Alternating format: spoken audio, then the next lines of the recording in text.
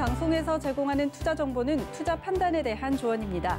방송에서 제공하는 주식의 가치, 가격 상승 및 가격 하락에 대해서는 방송사에서 보장하지 않습니다.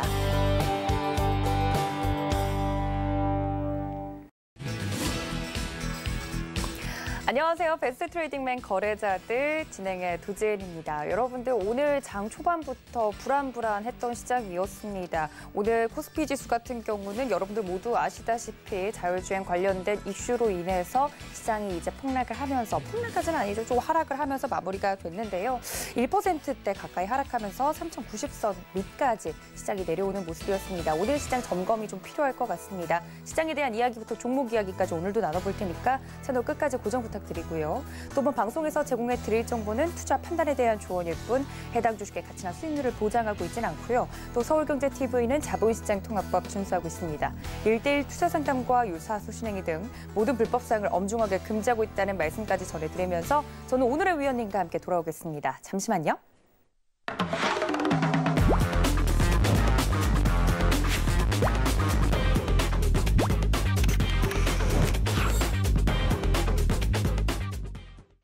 네, 오늘도 시장 이야기와 종목 이야기 전해주실 정재훈 위원님 모셨습니다. 위원님 어서 오세요. 네, 오늘 시장 같은 경우도 이야기를 좀 나눠봐야 될 것 같은데 장중에도 이야기를 계속 해주셨잖아요. 오늘 시장 같은 경우는 좀 불안감을 가지고 시작을 했습니다. 모두가 예상을 했듯이 좀 시장이 오늘 하락을 한 가운데 또 설 연휴를 앞두고 시장이 또 이렇게 하락으로 월요일장부터 시작을 해서 많은 분들 좀 걱정이 되셨을 텐데 일단 오늘 시장 어떻게 보셨습니까? 시장 자체적으로만 보게 되면 뭐 1% 정도? 네. 뭐 그렇게 좀 하락으로 마무리가 되는 그런 모습들을 좀 보였었어요. 근데 중요한 그런 부분들이 이번 주에는 뭐 옵션 만기도 있고 그리고 설 연휴를 좀 앞두고 있는 그런 상황들인데 가장 오늘 좀 예민하게 나왔던 그런 부분들이 애플카에 대한 이슈였었어요. 현대기아차와 애플 쪽에서 협력을 하지 않겠다 뭐 이런 얘기들도 좀 있었던 그런 사항들이고요. 그러면서 이게 자동차 완성차뿐만 아니라 부품주들까지도 같이 밀려 내려오는 그런 모습들이 좀 보여졌다라는 거. 그 부분들이 변동성을 좀 키운 요인이다라고 좀 보시면 좋을 것 같고요. 또 하나는 주도 섹터 중에 하나인 자동차 쪽이 밀려 내려가다 보니까 네. 받쳐줄 수 있는 그런 섹터들이 사실 IT, 그러니까 현대 삼성전자와 SK 하이닉스 이 두 종목이 좀 버텨주게 되면 무난하게 흐름들이 좀 나왔을 건데 삼성전자와 SK 하이닉스 좀 약한 그런 모습들을 좀 보였었어요. 그러면서 대안 쪽으로 좀 싸다라고 평가되고 있을 수 있는 금융주라든가 혹은 조선주, 화학주, 뭐 이런 철강주 이런 종목군들이 그래도 순환매가 좀 나와주는 그런 모습들이 좀 보였었어요. 정유주 쪽도 오늘 좀 강한 나왔었고요. 결국은 순환매가 좀 나와주고 있는 그런 사항들인데 추가적으로 상승을 할 수 있는 그런 부분들은 아니다. 좀 부담스럽다라고 좀 생각을 하셔야 될 것 같아요. 그렇게 좀 보면 좋을 것 같고 그리고 옵션 만기일과 설 연휴를 좀 앞두고 있는 그런 사항들이에요. 그러다 보니까 좀 쉬어가는 흐름들, 연휴를 좀 앞두고 난 이후에 오늘 매도를 해야지만 이제 수요일 날 좀 자금을 인출을 할 수가 있는 그런 부분들도 있고 시장이 좀 불안불안하다라고 하니까 현금을 좀 늘려서 가져야겠다 뭐 그런 생각들을 하거나 뭐 관망을 했던 그런 분위기가 시장이 좀 반영이 된 부분들이 아닌가라고 좀 판단이 돼요. 결국은 시장은 올라가면 올라가는 이유를 찾고 빠지면 빠지는 이유를 찾아요. 그거에 따라서 하루에 등락이 좀 나와주는 그런 모습들 좀 보이는데 일단 어떠한 생각을 하고 이 주식을 해야 될지 그런 부분들에 있어서는 각 투자자분들마다의 생각이 좀 다르겠지만 경험상 보게 되면 부정적인 부분들보다도 긍정적인 생각을 하는 게 훨씬 더 주식 투자에 있어서는 뭐 이롭다, 유리하다 뭐 이렇게 좀 말씀을 드리고 싶습니다. 알겠습니다. 그리고 위원님께 또 한번 여쭤봐야 될 게 저희 연휴일 때, 설 연휴일 때 옵션 만기일이 또 겹치는 부분이 있잖아요. 네. 네, 이거를 좀 저희 연휴여서 좀 대응하기가 어려울 텐데 옵션 만기일 2월은 좀 어떻게 저희가 넘기는 게 좋을까요? 다른 시장, 해외 시장의 영향도 분명 있을 것 같긴 한데요. 글쎄 옵션 만기일이 이제 수요일 날로 되어 있단 말이에요. 네. 예전에 좀 되어 있는 그런 사항들인데 우선 뭐 위아래로 좀 변동성은 있을 것 같아요. 그러니까 즉 박스권역으로 좀 예상을 하고 있는 그런 사항들이거든요. 개인적으로 놓고 봤을 때는 네. 종목군들의 흐름들도 대체적으로 뭐 그러한 모습들이 좀 나타나고 있고요. 근데 그렇다고 해서 지금 화면을 보시게 되면 이게 거래소 차트예요. 거래소 차트인데 이 밑에 있는 부분들이 거래 대금이거든요. 거래 대금인데 증가가 되는 그런 부분들이 나오는 게 아니라 줄어들고 있는 그런 거래 대금이 줄어들고 있는 그런 사항들이에요. 늘어나주는 그런 모습들을 좀 보여줘야지만 매물 소화를 좀 하고서 뻗어나갈 수 있는 그런 사항들인데 아직까지는 그러지는 못하고 있다라는 거. 옵션 만기일 같은 경우도 위아래 방향은 다 열려져 있는 그런 사항들이에요. 즉 개인적으로 좀 박스권역으로 좀 보고 있어요. 박스권역으로 좀 보고 있는 그런 사항들인데 그럼 이제 여기서 고민이 모레가 이제 옵션 만기일이에요. 네. 내일 모레 이렇게 밀려내려는 흐름들이 나왔을 때 이거를 매수를 하고 넘어갈 거냐 혹은 기다렸다가 명절이 지나고 난 연휴가 끝나고 난 뒤에 매수를 할 거냐 그거를 좀 고민을 해볼 필요성은 있을 것 같거든요. 사실 국내 시장이 그나마 좀 버텼던 부분들이 중국 시장도 치고 나가는 그런 모습들이 나와주고 있고 미국 시장도 신고가의 흐름들이 보여주고 모습들이 좀 나오면서 지수도 좀 버텨주는 그런 모습들을 좀 보였었단 말이에요. 만약에 오늘 미국 선물이 밀리는 그런 모습들이 나왔거나 아니면 중국 시장에서 밀리는 그런 모습들이 나왔다면 아마 한국 시장은 좀 더 밀릴 수 있는 그런 자리대는 좀 있었어요. 근데 어찌됐든 버텨내주는 그런 모습들을 좀 보였는데 저는 개인적으로 좀 길게 포지션을 좀 보고 있는 그런 상황들이기 때문에 올라가 있는 그런 종목군들이 아니라면 저는 굳이 현금을 만들어서 갈 필요성이 있나? 전 개인적으로 좀 그런 생각들을 하고 있고요. 옵션 만기는 모르겠어요. 중립이에요. 전 중립 의견을 좀 지키고 싶고 윗방향과 아랫방향 다 열려있다. 그렇게 좀 판단을 하고 있습니다. 알겠습니다. 연휴를 또 앞두고 옵션 만기일이 겹친 부분이 있기 때문에 시장에 대해서 지금 박스권을 그리고 있는 우리 시장에서 시장의 방향성 같은 경우는 둘 다 열어두고 좀 대응을 해야 되지 않나라는 이야기까지 습니다. 여러분들 좀 참고가 되셨길 바라고요. 저희 노란톡 활짝 열어두고 있는 거 여러분들 알고 있으시죠? 서울경제TV 배트맨 검색을 정확하게 하시고 들어오시거나 QR코드 통해서 입장 가능하니까 많은 참여 부탁드리도록 하겠습니다. 오늘 시장은 정말 애플카 이슈 그 자체였습니다. 걱정을 가득 안고 출발했던 개장했던 우리 증시 장 막판까지도 시장의 하방 압력을 계속해서 받는 모습이었는데요. 오늘 장의 이슈들도 살펴보도록 하겠습니다. 투데이 이슈 함께 만나보시죠.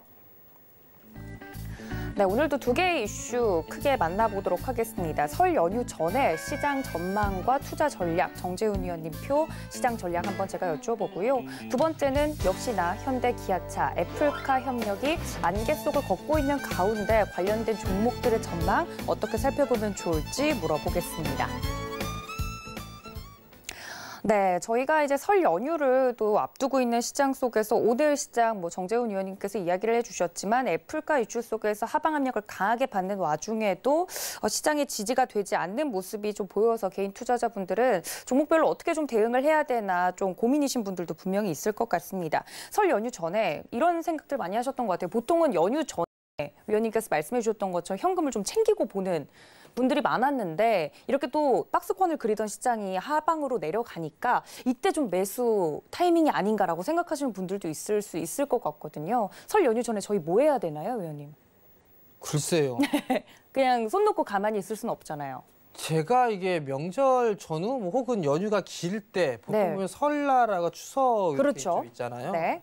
제가 그때 뭐 했을까 어떻게 했나 그 곰곰이 생각을 해보게 되면 네, 이번엔 코로나라서 많이 이동도 안 할 것 같거든요. 포지션을 많이 잡지는 않았었어요. 그러니까 시장에 대한 영향을 보게 되면 이거 미국 시장이 좀 불안하다, 유럽 시장이 불안하다 해서 얘가 현금 만들어야지 뭐 이렇게 해서 매도를 하고 설 연휴를 보냈거나 뭐 추석 연휴를 보냈거나 그렇게 하진 않았던 것 같아요. 네. 그냥 그 포지션 그대로 그냥 가져갔던 것 같거든요. 예를 들어서 뭐 지금 주식을 100%를 가지고 있다라고 하게 되면 저는 그냥 100%를 가져갔던 경험이 대부분이에요. 지금까지 계속. 네. 근데 이제 현금이 예를 들어서 뭐 한 30% 그렇게 해서 주식을 채운 게 아니라 그 포지션 그대로 일단 연휴를 좀 지나고 나서 그 다음에 대응을 해 나갔던 것 같거든요. 사실 지금도 저는 개인적으로 포지션에 있어서의 변화를 둔다? 뭐 그렇게 좀 생각을 하고 있지는 않아요. 왜냐하면 이게 한국 시장으로만 놓고 보게 되면 최근 들어서 움직였던 대표, 그러니까 대형 섹터들을 보게 되면 반도체 쪽하고 그다음에 자동차 쪽이에요. 그러면 이 두 가지 종목군들을 좀 보게 되면 실적도 실적이지만 이슈로 인해서 움직였던 그런 모습들이 좀 많거든요. 예를 들어 현대차나 기아차 같은 경우는 애플에 대한 이슈, 애플카에 대한 이슈, 그 전에는 이미 전기차에 대한 얘기, 수소에 대한 얘기, 그린 뉴딜에 대한 얘기들이 좀 많이 나왔었단 말이에요. 그리고 난 다음에 거기에다 이제 애플카에 대한 이슈들이 나오면서 상승을 했던 거고, 그다음에 삼성전자 쪽 같은 경우는 실적도 좋은 그런 부분들이 있지만 비메모리 쪽이라든가 메모리 쪽에 있어서 빅사이클 이런 얘기들이 좀 나오면서 상승을 해주는 그런 모습들이 좀 나왔었어요. 물론 전기차라든가 이런 쪽도 2차전 쪽이나 이런 쪽도 마찬가지고요. 실적보다는 이슈에 의한 그런 상승들이 조금 더 많은 그런 모습들을 좀 보였어요. 그러면 네. 지금 구간에서 생각을 해보게 된다라면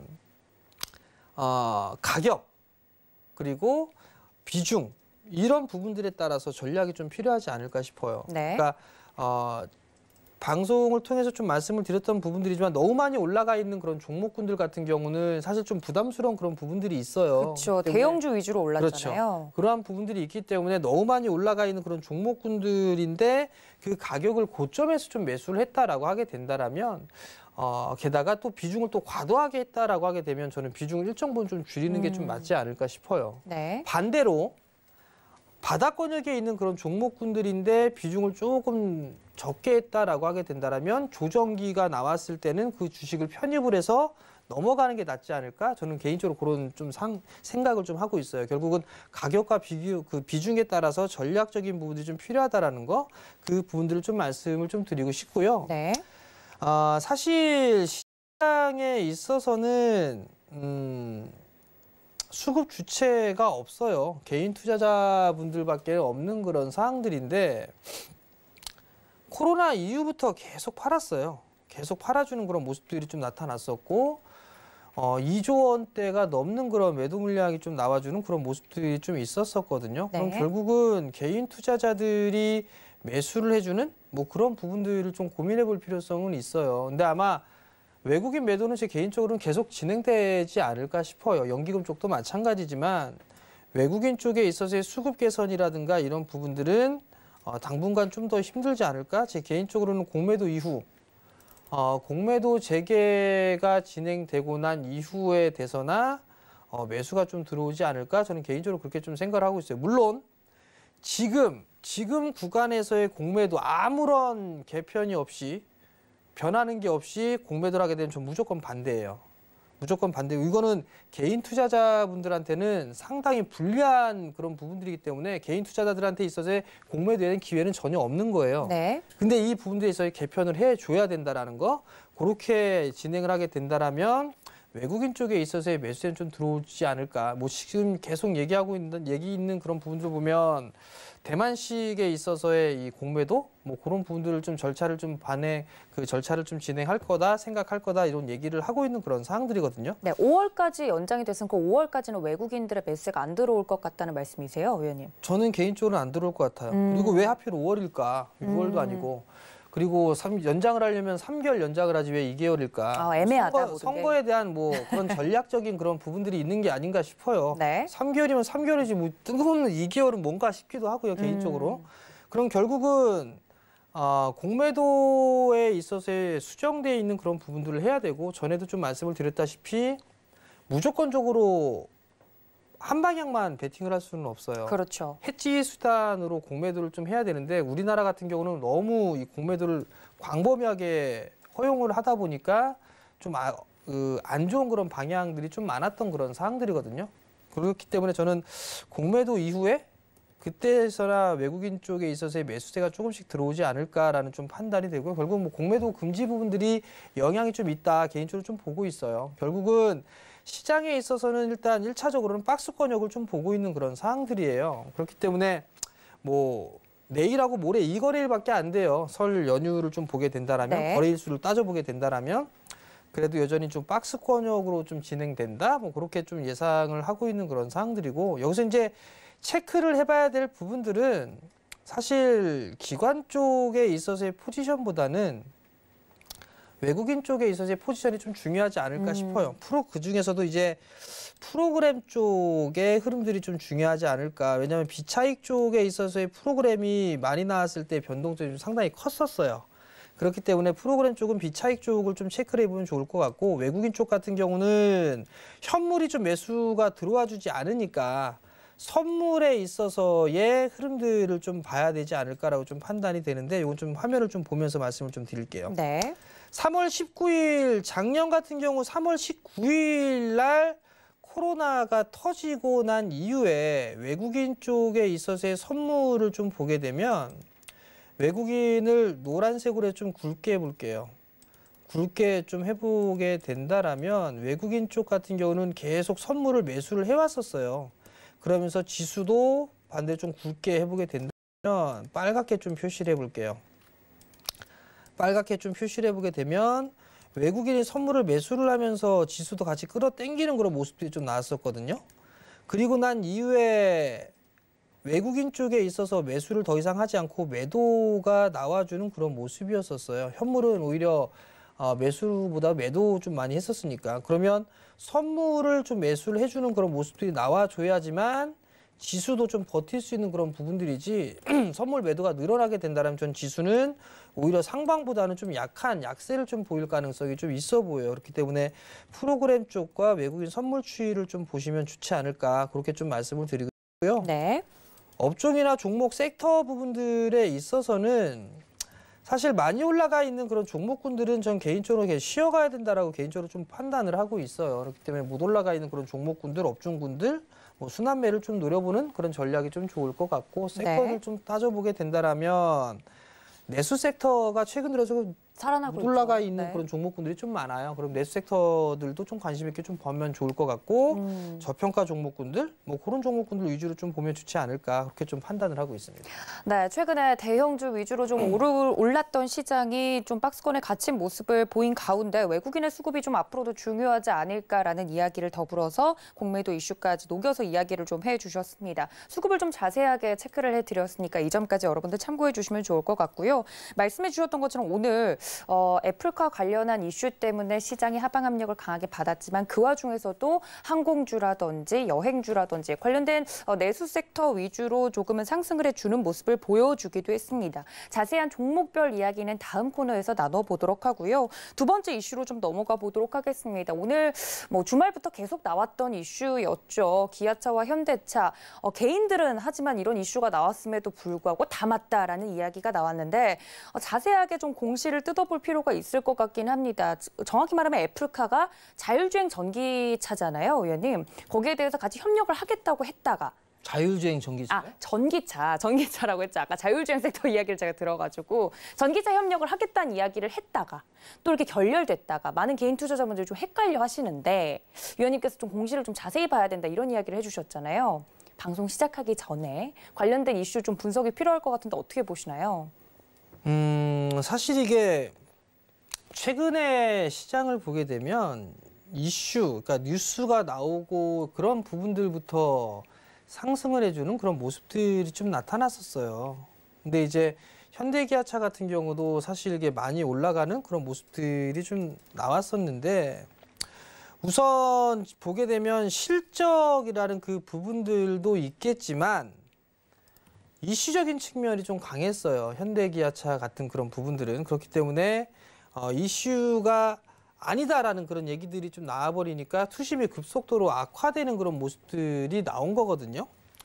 근데 이제 여기서 뜯어봐야 될 부분들은 공시예요, 공시. 오늘 현대차하고 기아차가 모두 공시가 일단 나왔었어요. 공동 재공시를 올렸죠. 풍문 또는 보도에 대한 이 해명 뭐 이런 식으로 해서 좀 나왔는데, 지금 이게 화면을 보시게 되면 현대차 자율주행 전기차 관련 공동개발 뭐 얘기가 일단 나왔었어요, 오늘.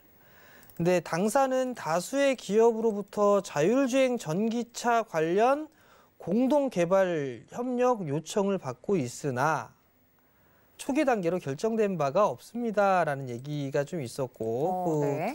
두 번째 보게 되면 당사는 애플과 자율주행 차량 개발에 대한 협의를 진행하고 있지 않습니다. 이렇게 나왔어요. 아, 그럼 정확하게 자율주행에 대해서는 안 한다는 얘기죠. 현대하고 애플하고 안 한다. 뭐가 될지 모르겠지만 더럽고 치사해서 안 한다는지 네. 아니면 일부러 얘기를 안 한 건지 속사정은 그거는 모르지만요. 모르겠어요. 네. 그렇지만 여기에서 봐야 될 부분들을 좀 보게 되면 거짓으로 할 수는 없어요. 그렇죠, 공시를. 네. 뭐 만약에 좀 어중간하다라고 하게 된다라면 뭐 추후 뭐 계획은 뭐 없으나 뭐 추후 뭐 한 1개월 이내 혹은 3개월에 재공시하겠습니다. 뭐 이런 식으로 얘기를 해요. 그렇죠, 보통 공시를 네. 올릴 때는요. 근데 오늘 공시를 좀 보게 되면 자율주행에 대한 부분들을 애플과 하지 않는다라고 얘기를 했단 말이에요. 정확하게 그러면, 자율주행이란 단어를 그렇죠. 써서요. 그러면 과거로 돌아가서 현대차와 기아차가 애플하고 자율주행차를 개발하기 위해서 협력을 한다라는 게 시발점이 아니었단 말이에요. 그렇죠. 현대기아차의 전용 전기차 라인에서 애플카를 생산할 거다라는 얘기가 소식이 나오면서 그 애플이 얘기가 커지고 하게 됐던 계기란 말이에요. 자율주행은 아니란 얘기예요. 아, 그렇군요. 그러면 조금 이걸 꽈서 보게 되면 애플하고 자율주행은 안 해. 애플하고 자율주행은 안 하지만 하지만 전기차는 모르겠다. 전기차는 할 수 있어. 모르는 거죠, 아직. 왜냐하면 전기차 애플 쪽에 있어서 자율주행 뭐 이건 안 한다고 했으니까. 그럼 만약에 전기차도 안 할 것이다라고 했다라면 자율주행 혹은 전기차에 대한 그런 얘기들이 다 있었겠죠. 근데 네. 윗줄에는 자율주행 전기차가 있었고 아랫줄에는 자율주행만 있어요. 전기차는 없고. 그렇죠. 그럼 자율주행은 안 하지만 전기차는 할 수 있다. 그런 뉘앙스? 여지를 열어둔 그렇죠. 거죠. 그런 부분들이 아닌가 싶어요. 그러니까 이게 지금 보게 된다라면 사실 이게 애플이라는 기업 자체가 이게 되게 좀 비밀스럽게 하는 것들을 되게 중요시하게 좀 생각을 해요. 네, 그 이야기는 저희가 방송에서도 한 적이 있잖아요. 애플 쪽에서도 이렇게 부품을 만들거나 했을 때 대만 업체 쪽에서는 비밀 유지 계약서를 작성을 하고 네. 그런 부분들도 있고 특히나 국내 쪽에서 보게 됐을 때 대표적으로 좀 예민하게 반응하는 기업이 일단 삼성이에요. 삼성 같은 경우도 비밀에 대한 비밀 유지 협약이라든가 이런 부분들을 다 하는 그런 부분들이 있어요. 그렇기 때문에 뭐 IR을 가든 탐방을 가든 그런 부분들을 못 하는 경우들도 있고 과거 같은 경우는 공시가 나긴 했지만 백지 공시로 났던 그런 케이스들도 좀 많아요. 그렇기 네. 때문에 그 부분들을 위반을 하게 되면 뭐 위약금을 내거나 뭐 손해배상금을 청구를 하거나 뭐 이런 부분들도 있고 최악의 경우에서는 거래선마저 끊길 수 있는 그런 부분들이 좀 있는 상황이에요. 그렇기 때문에 상당히 좀 예민하게 반응이 나오는 그런 부분들이 아닌가라고 좀 판단이 되거든요. 네. 결국은 오늘 이슈에 의해서 빠진 거예요. 오늘 이슈에 의해서 빠졌는데 만약에 내일 부분들을 좀 보게 되면 네. 이거 사야 되나? 말아야 되나? 개인 투자자분들이 좀 계속 생각을 할 수가 있을 것 같거든요. 네. 오늘 빠져서 잘 됐다 해서 더 사신 개인 투자자분들도 분명히 있거든요. 잘 됐다라고 생각하시는 분들은 그렇게 많지는 않을 거예요. 그렇죠. 가지고 보유자분들은 당연히 보유하고 계신 힘드셨겠지만. 분들이라면 속이 허파가 뒤집어질 거고. 그렇죠. 이렇게 노리고 근데 있던 이제 분들이라면. 노리고 있다라고 한다라면 네. 이렇게 빠지는 장에 과감하게 매수를 하실 투자자분들 그렇게 많지는 않을 거예요. 그렇죠. 왜냐하면 계속 안 좋은 얘기만 계속 나왔었으니까. 내일 만약에 이렇게 빠지면 일단 단기 매수예요. 어찌됐든 간에 이게 만약에 이게 테마성 종목처럼 실적이 안 나오고 아무것도 아니었다라면 매수를 해봤자 뭐 크게 의미가 없어 보이는데 네. 현대기아차 같은 경우는 실적도 개선되는 모습들이 나오고 있고 그렇죠. 북미 판매에 있어서의 시장 점유율 높아지고 있고 정부 정책에 따른 그린 뉴딜 쪽에 있어서의 수혜도 좀 받을 수 있는 그런 상황들이란 말이에요. 자동차 판매 대수도 마찬가지로 증가를 하고 있는 그런 모습들이 나오고 있고요. 실적이 개선되는 그런 부분들에서는 진행형이에요. 거기다 플러스 알파가 생겼던 게 좀 더 컸어요. 상당히 컸어요. 이 알파가. 애플이라는 그 알파가 상당히 좀 컸던 그런 부분들이 있기 때문에 오히려 좀 큰 폭의 상승이 나왔는데 내일 어찌됐든 이런 폭의 하락이 나온다라고 하게 되면 저는 단기적으로라도 매수 대응이 가능하다. 그 부분도 좀 말씀을 좀 드리고 싶고요. 네. 맞을 자리에서 맞은 것 같아요. 그렇군요. 네, 쉬어갈 자리대에서 쉬어가는 그런 모습들이 좀 나오는데 잠깐 종목 하나 좀 볼게요. 네. 어떤 종목 보실까요? 뭐 기아차가 됐든 현대차가 됐든 다 괜찮은데 지금 이 좌측을 보게 되면 이건 현대차예요. 현대차 월봉 차트예요. 뭐 또는 기아차를 한번 볼게요. 기아차의 월봉 차트예요. 근데 여기서 중요한 부분들이 좀 뭐냐면 이격이 과도하게 벌어져 있는 그런 모습이에요. 그러네요. 네. 그리고 양봉의 캔들 주차가 하나, 둘, 셋, 넷, 다섯, 여섯, 일곱, 8개예요. 과거에 6월 달에 음봉 빼고 나면 지금 1년 내내 올라간 거란 말이에요. 그러면 여기에서 제가 항상 말씀을 드렸던 부분들이 카카오나 네이버의 월봉 차트를 보셔라 라는 그 부분들을 말씀을 많이 드렸을 거예요. 네. 오늘 못 사면 내일 못 살 것 같다라는 생각이 들지만 카카오 같은 경우도 쉬어갈 때에 2달이라는 조정을 그러네요. 가격 조정을 받쳤고 네. 그 가격의 폭이 20%가 넘었어요. 그리고 나서 바닥을 다지고 다시 넘어가고 이 40만 원짜리대를 넘어간 부분들이 5개월 포함해서 총 6개월 차에 올라갔단 말이에요. 반년이란 얘기죠. 기아차도 마찬가지예요. 반등이 나올 수는 있으나 기간 조정과 가격 조정 이런 부분들은 나와줘야 된다라는 거, 쉬어가야 된다라는 부분들이에요. 그 부분들 좀 기억을 하시고 시장에 좀 대응을 하시는 게 좀 좋다. 그러면 반대로 올라가 있는 종목군들을 보는 것보다는 올라갈 수 있는 그런 종목군들을 보는 게 지금 구간에서는 훨씬 더 좋다. 그렇게 좀 말씀을 드리고 싶습니다.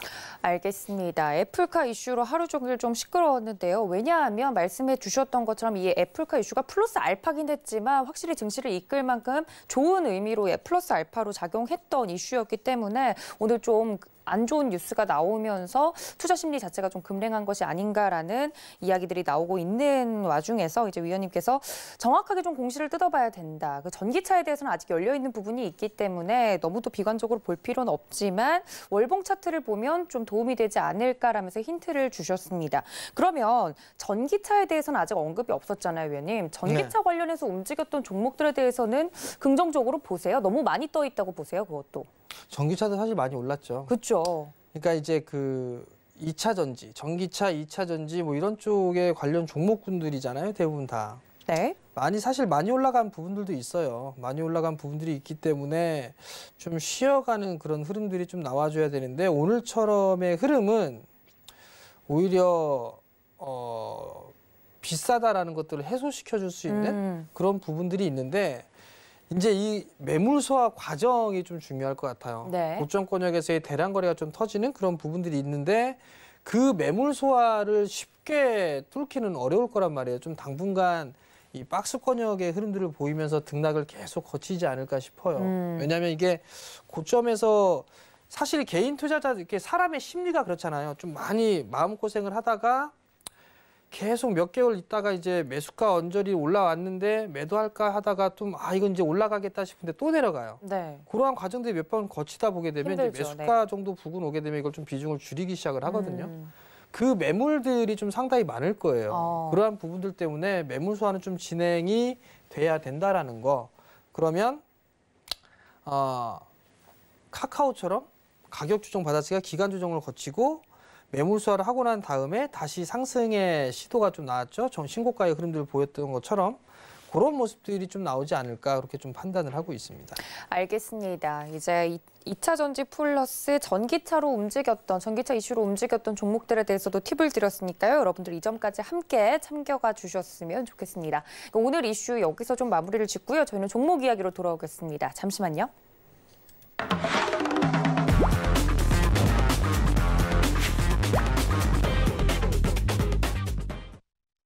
네, 애플카 이슈 때문에 좀 시장의 분위기가 급랭으로 이제 치닫은 가운데도 움직인 종목들이 있었습니다. 저희 정재훈 위원님께서도 이야기를 해주셨지만 항공주라든지 은행주라든지 그리고 게임주라든지 여러 가지 좀 움직일 만한 내수 관련 종목들은 또 움직인 종목들이 있었거든요. 오늘장 움직인 업종과 종목 어떤 부분을 꼽아주셨을지 궁금한데 어떤 종목 보실까요, 위원님?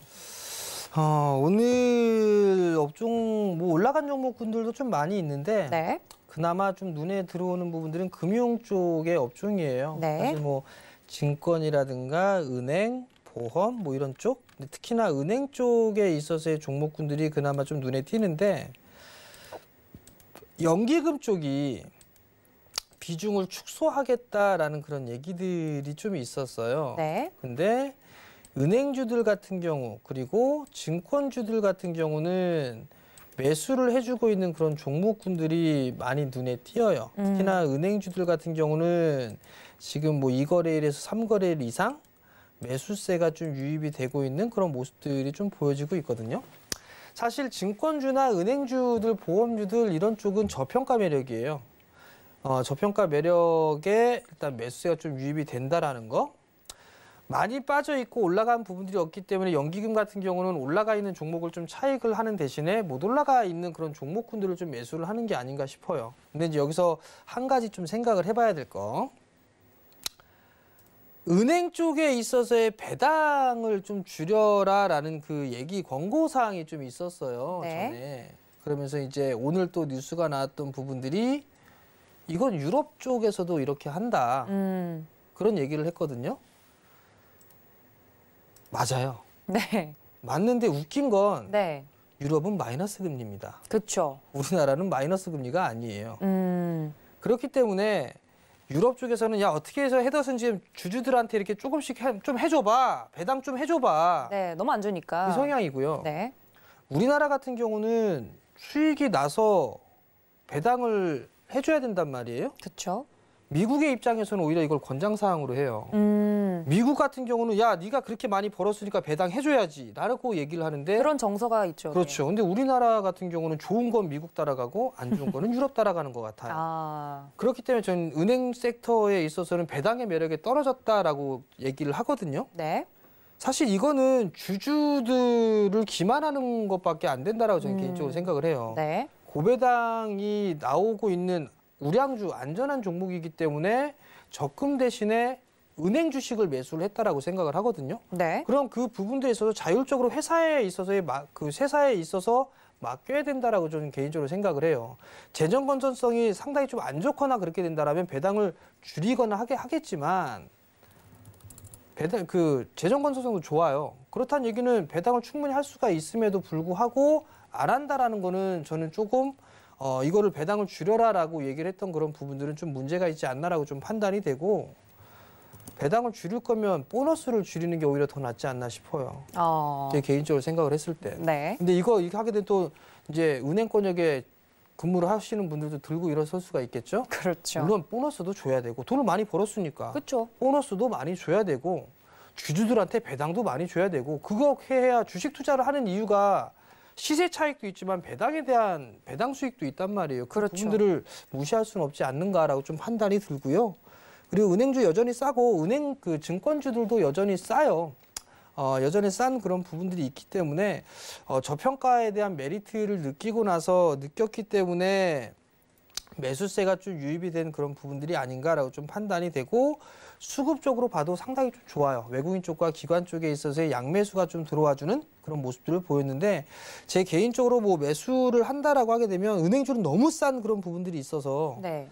좀 더 올라갈 수도 있겠지만 저는 개인적으로 탄력적으로 움직이는 그런 부분들에 있어서는 오히려 좀 증권 섹터라든가 이런 쪽이 조금 더 좋지 않을까 그렇게 좀 판단을 하고 있습니다. 알겠습니다. 저평가 매력이 여전히 남아있는 금융 관련된 종목들 중에 은행주, 증권주, 보험주 살펴봐 드렸으니까 이 점까지 좀 참고를 해주시면 좋을 것 같고요. 오늘 또 움직이는 업종들 많았잖아요. 뭐 게임주라든지 항공주 다른 업종은 뭐 눈여겨보신 건 없으세요, 위원님? 우선 게임주들도 NC소프트라든가 네. 이렇게 많이 올라갔어요. 네. 많이 올라가 있는 그런 부분들도 보였었는데 뭐 화장품주들도 움직여주는 그런 모습들이 나타났었고요. 그렇죠. 결국 이게 조정을 받았을 때에 상대적으로 좀 못 올랐던 애들 또는 지수 방어형의 종목군들 그런 종목들도 좀 올라요. 네. 게임이라든가 음식료 내수 쪽 섹터라든가 그렇죠. 네. 혹은 또 유틸리티 섹터라든가 네. 최근에 뭐 한전이나 이런 기업들도 이제 가격 조정 좀 마무리가 된 것 같거든요. 그럼 지수 방어적인 역할을 할 수 있는 내수 섹터 이런 종목군들이 좀 움직임이 나와요. 네. 게임 쪽도 마찬가지 나오고 대표적으로 지수 방어주로 볼 수 있는 게 제약바이오 섹터도 있긴 한데 네. 제약바이오 쪽 섹터는 때가 좀 공략하기가 많이 어려우니까. 타는 그런 부분들이 네. 있는 그런 상황들이고 그러다 보니까 지수가 좀 불안불안 뭐 그러다 보니까 방어적인 종목군들 위주로 좀 보는 것 같고 많이 못 올랐어요 사실. 그렇죠. 못 올라가 있는 그런 종목군들 좀 많이 있거든요. 그렇기 때문에 지금 구간에서는 싼 종목군들을 싼 종목군들에 있어서의 순환매가 좀 나오는 그런 과정이다. 그렇게 좀 보시면 좋을 것 같습니다. 알겠습니다. 오늘 또 올랐던 물론 개별적으로 펄어비스나 이런 종목들은 오늘 하락을 하긴 했지만 게임주 전체적으로 오늘 흐름이 좋았고요. 또 항공주들도 오랜만에 좀 기지개를 펴는 모습을 보여줬기 때문에 관련된 내수 관련 섹터군들 살펴봐 주셨습니다. 자, 그렇다면 내일장 움직일 업종들 좀 종목별 장세가 본격적으로 좀 시작되고 있다 이런 평을 내는 분들도 있으시던데 내일장 움직일 업종들 그럼 저희가 좀 신중하게 골라봐야 될 것 같습니다. 어떤 업종들 볼까요? 글쎄요. 글쎄요. 이게 시장 지수가 좀 만만치는 않아요. 만만치는 않은 상황인데 성장을 할 거냐 혹은 이제 바닥을 치고 회복기에 접어들 거냐 그걸 가지고 좀 고민을 해볼 필요성은 있을 것 같아요. 네. 성장을 할 것이다라는 그런 부분들 그런 부분들에 있어서는 저는 개인적으로 건설 쪽 섹터로 좀 보고 있어요. 건설이요? 네, 건설 쪽 같은 경우는 말이 많아요. 뭐 물량을 많이 늘리겠다라는 얘기를 했는데 이게 무슨 뭐 해봤자 내년도에 얼마밖에 안 되고 주택 공급과 관련된 공급에 이슈요. 대한 부분들이 얼마 되지도 않고 이게 돼봐야 뭐 얼만큼 더 몇 년이나 돼야 이게 나올 거고 잡음이 많았어요. 발표는 했지만. 그렇죠. 근데 중요한 거는 한다잖아요. 그렇죠. 정부가 한다잖아요. 네. 한다는 거예요. 예전에 이런 얘기조차도 없었어요. 예전에는 공급조차도 없었단 말이에요. 근데 이게 변화가 됐다라는 거? 그렇다는 얘기는 이게 건설 섹터들 같은 경우는 새롭게 이제 시작할 수 있는 모멘텀거리가 좀 될 수는 있을 거예요. 그럼 거기에다가 건설이라든가 SOC 쪽, 토목이라든가 건설, 건축 뭐 이런 쪽 같은 경우는 다 봐야 되는 그런 사항들이거든요. 그러면 건설주, 그다음에 시멘트주, 그다음에 또 내수 쪽에 있어서 인테리어라든가 그렇죠. 이런 부분들에 있어서 그런 종목군들도 계속적으로 좀 봐야 되지 않을까라고 좀 판단이 되고요. 이거는 좀 중기적인 관점으로 좀 보게 되면 저는 괜찮을 것 같아요. 그리고 이제 섬유유복이나 음식료 이쪽은 내수 쪽 섹터의 종목군들인데요. 지수가 조정이 받으면 내수 섹터가 그나마 좀 견조한 그런 모습들이 나오고 있어요. 그러한 부분들도 있고 두 번째 부분들은 이제 원재료 가격이 올라가면서 음식료 가격도 계속 이제 올라가고 있어요. 그렇죠. 두부 가격도 올라가고 있고 과자 가격도 올라가고 있고 소주 가격, 맥주 가격 다 올라가고 있어요. 그죠? 소주 가격 올라가는 거 아시죠? 네, 위원님이 말씀해 주시니까 알겠네요. 계속 뭐 어제도 술을 드셨다는 얘기가 있던데. 아유, 그런 소주 가격도 얘기네. 올라가죠. 하이트 진로 같은 경우는 없어서 편의점에는 못 들어간다고. 과자 자주 드세요, 그런 위원님? 부분들이 있고 과자는 저는 정을 먹습니다. 정. 네. 그 부분들도 있는데 어찌됐든 원재료 가격이 인상이 되는 그런 부분도 있어 제품 가격까지 올라간단 그렇죠. 말이에요. 덩달아 올라갈 수 거기에 따라서 뭐 수익성에 대한 부분들도 올라갈 수 있지 않을까 싶어요. 또는 이제 섬유 의복 쪽 같은 경우도 많이 빠지는 그런 모습들이 나왔었기 때문에 일단은 저평가에 대한 메리트 이 부분들이 좀 있는 그런 사항들이거든요. 그렇기 때문에 그러한 종목군들 같은 경우는 일단 뭐 매수를 해봐도 되지 않을까 그렇게 좀 말씀을 드리고 싶고요. 네. 사실 방송이라 좀 조심스럽기는 한데 저희 가족분들한테 이런 얘기를 하는 게 있어요. 만약에 내가 100억이라는 돈이 있으면 네. 난 정말 이 종목에 몰빵 치겠다. 그런 종목군들도 있어요. 아, 100%를 들어갈 100%에 만큼. 집중 투자하겠다라고 했던 그런 종목군들도 있거든요. 네. 왜냐하면 이게 너무 싸요. 정말 막 은행주가 PBR 막 0.3 막 이 정도밖에 안 되거든요. 근데 네. 그런 종목군들이 내수 쪽 섹터에서도 상당히 좀 많아요. 네. 그렇다고 해서 뭐 재무 구조가 안 좋냐? 그런 부분들도 아니고 배당이 낮냐? 그것도 아니에요. 아까 정에서 힌트를 좀 주신 거예요? 그건 아닌 것 같고. 네, 알겠습니다. 어찌됐든 간에 싼 종목군들이 되게 많다라는 거. 저평가되어 있는 그렇죠. 종목들. 그런 면에서 놓고 봤을 때는 오히려 그런 종목군들이 언제인지는 모르지만 올라갈 수 있는 그런 종목이란 말이에요. 그럼 네. 그런 종목군들 위주로 좀 보시면 오히려 좀 더 좋지 않을까 그렇게 좀 생각이 듭니다. 알겠습니다. 내일장 움직일 업종 중에서 많은 힌트를 주셨습니다. 건설주 볼만하다고 이야기를 해주셨고 내수 관련주 중에서도 음식료, 섬유의복 뭐 이런 쪽으로 이야기를 계속해 주셨는데 올라갈 것이 확실한 종목들이 좀 보인다라는 이야기를 해드렸습니다. 이 타이밍에서 노란톡 활짝 열어두고 있다는 말씀드리겠는데요. 서울경제TV 배트맨 검색하시고 들어오시거나 QR코드 통해서 입장 가능하니까 많은 참여 부탁드리도록 하겠습니다. 자, 종목 이야기 여기서 좀 일단락 치고요. 저희는 베스트 스탁 시간으로 돌아오겠습니다. 잠시만요.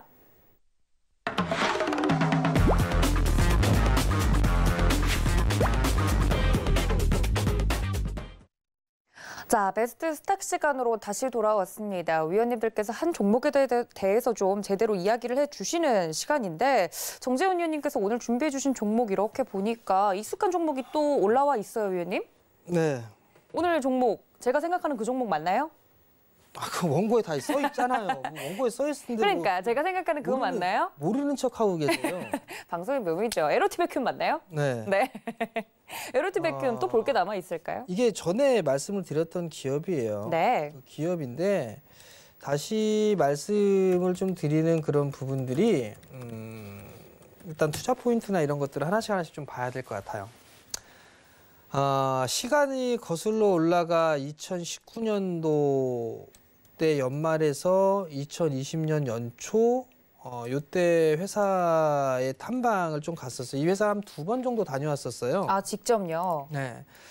2번 정도 좀 다녀오고 공장도 둘러보고 CF분과 미팅도 하고 회사에 대한 비전이나 전망이나 이런 부분들의 PT 자료를 좀 듣고 열심히 좀 듣고 왔는데 이 회사에 대한 포인트라든가 이런 부분들을 보게 되면 삼성 쪽에 있어서 이 투자가 일단은 1차적으로 중요한 그런 부분들이에요. 반도체 쪽하고 디스플레이 쪽에 삼성이 이번에 모두 다 투자를 하죠. 반도체 쪽은 비메모리 쪽과 메모리 쪽에 투자를 공격적으로 하고 디스플레이 쪽도 중소형 쪽에 있어서 투자가 올해부터 이제 재개가 된단 말이에요. 거기에 따라서 수혜는 좀 충분히 있을 거예요. 그 부분들이 중요한 그런 사항들이고요. 그리고 추가적으로 이 소재 국산화에 대한 부분들에 있어서 LOT 백큐움도 실질적으로 수혜를 좀 받고 있어요. 그 단적인 예가 SK 하이닉스로 좀 볼 수가 있는데 SK 하이닉스 같은 경우는 외산 펌프를 일산으로 일본제 제품을 썼었어요. 근데 요번에 LOT 백큐움, 요번에가 아니죠. 작년이죠. 작년에 LOT 백큐움이 SK 하이닉스의 납품에 성공을 했어요. 그러면서 대형 고객사의 확보를 했다라는 거. 그게 좀 중요한 부분들이 있는 것 같거든요.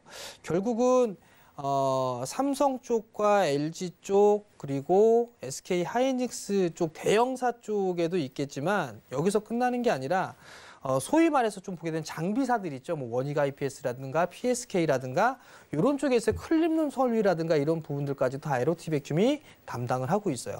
국내에 상장돼 있는 진공 펌프에 관련돼 있는 기업은 LOT 백큐움이 유일한 그런 기업이거든요. 비상장사도 좀 있긴 있어요. 그런 부분들이 있는데 어찌됐든 간에 대형 고객사도 확보를 하고 투자를 이제 다시 확대를 하고 있는 그런 부분들에 있어서 수혜는 좀 충분히 받을 수가 있어요. 얼마 전에도 사실 통화 좀 했었습니다. 네. 니네 회사 잘 돌아가니? 우리 회사 잘 돌아가. 그 얘기를 하더라고요. 그러면 올해는 뭐 문제될 거 없니? 문제될 거 없어. 얘기를 하더라고요. 야근은 안 하니? 야근 겁나게 하고 있어. 라고 얘기를 하더라고요. 아, 네. 그럼 너네 혹시 증설도 하니? 증설할 생각도 있어. 이 얘기를 하더라고요. 그 회사에 갔다 왔을 때 그 회사가 신축 건물이었었어요. 그 신축 건물이었고 그 앞에 이 길을 건너서 그 앞에는 필옵틱스의 신사옥을 만들고 있던 상황이었었고 그 LOT 백큐움 옆에 보게 되면 축구장이 하나가 있어요. 만들어 놓은 게. 네. 그 축구장 부지가 증설을 염두를 해두고 나서 그 토지를 내버려 둔 그런 부분들인데 그쪽 부분들에 있어서 증설을 생각할 수도 있다라는 그런 얘기들도 있습니다. 그러면 결국은 일감이 많다라는 얘기죠. 제가 알기로는 공장은 풀가동으로 좀 진행이 되고 있는 걸로 좀 알고 있어요. 알고 있는 그런 사항들이기 때문에 실적은 아마 올해 사상 최고의 실적이 나올 가능성이 좀 상당히 높습니다. 4분기에 있어서 실적이 좀 적자가 나왔었어요. 적자가 좀 나온 부분들이 있는데 보통 연말에는 뭐 보너스도 있고 뭐 배당도 줘야 되고 뭐 이런 부분들이 있기 때문에 좀 빠져나가는 그런 부분들이 좀 있는데 올해 같은 경우는 고객사들에 있어서 신규 설비라든가 설비 투자라든가 이런 부분들이 좀 상당 부분 늘어나고 있는 그런 사항들이기 때문에 실적은 아마 사상 최고 실적이 될 가능성이 높다라는 거. 그리고 더 중요한 건 삼성 쪽에서 지분 투자를 했죠. 삼자배정 유상증자로 과거에 LT백큐움의 2대 주주로 남아 있는 그런 사항들이에요. 보게 되면 이제 11월 30날 삼자배정으로 해서 삼성전자가 7.66%의 지분을 확보를 하고 있겠죠. 보통 보게 되면 여러분들이 삼성전자의 지분, 삼성이 지분을 갖고 있는 기업들이 처음에는 보잘것없고 탄력이 없고 그런 부분들이 있겠지만 나중에 어마무시한 성장을 해 나간다라는 거, 그 부분들은 여러분들이 차트를 찾아보시면 대충은 알게 되지 않을까, 그렇게 좀 말씀을 좀 드리고 싶어요.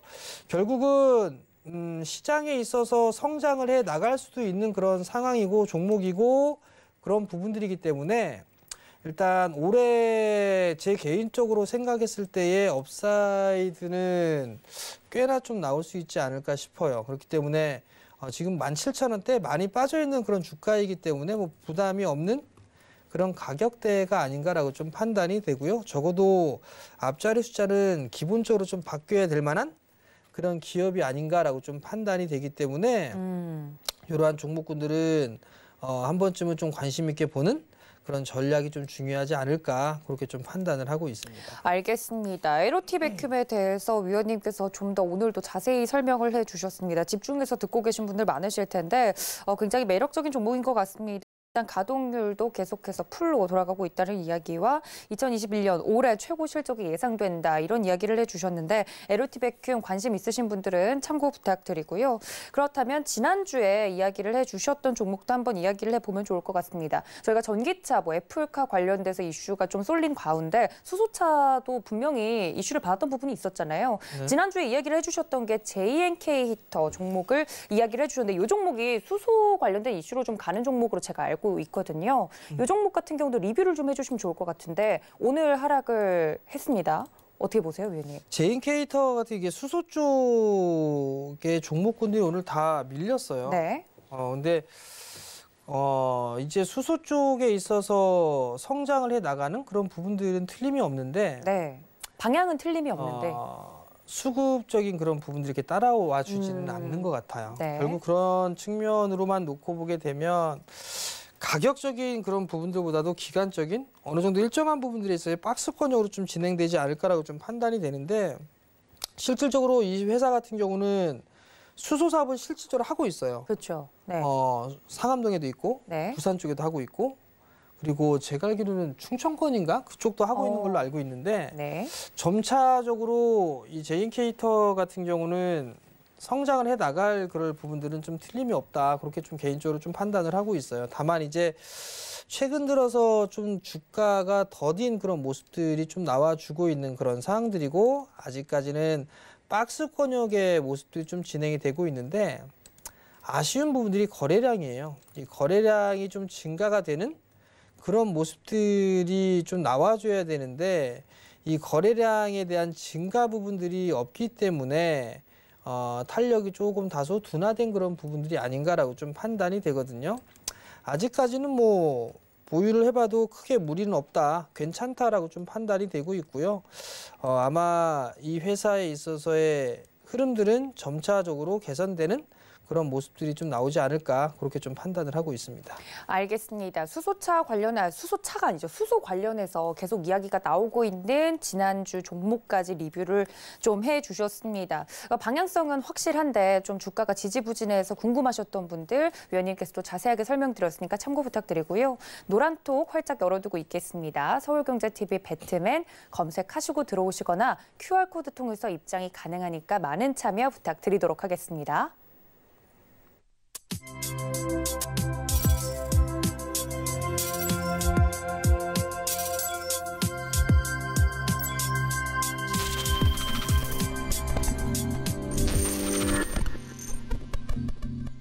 네, 이렇게 1시간 동안 시장 이야기부터 종목 이야기까지 자세하게 나눠주신 저희 위원님께 감사 인사드리겠습니다. 위원님 고맙습니다.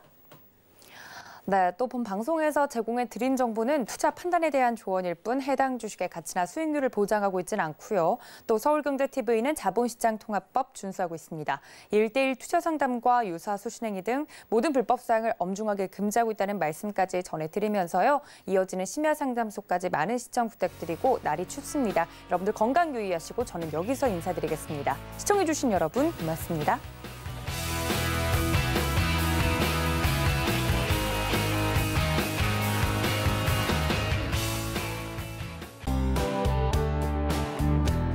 본 방송에서 제공하는 투자 정보는 투자 판단에 대한 조언입니다.